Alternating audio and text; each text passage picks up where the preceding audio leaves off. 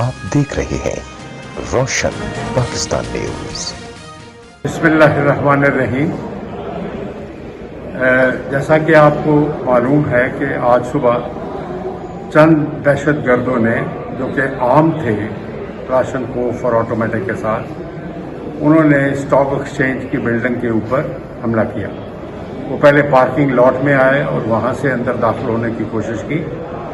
उस वक़्त law enforcing agencies ने उनका मुकाबला किया और जो ही पहला दहशतगर्द अंदर दाखिल होने की कोशिश की वो मार दिया गया। लेकिन उसके बाद उसके साथी जो थे वो भी अंदर घुस आए और फायरिंग के तबादले में वो चारों दहशतगर्द जो है वो भी कैफे किरदार को पहुंच चुके हैं और चंद हमारे अफराद, जिनकी तादाद सोफा 4 बताई जा रही है, वो लॉ एनफोर्सिंग एजेंसी के आदमी वो भी शहीद हुए हैं।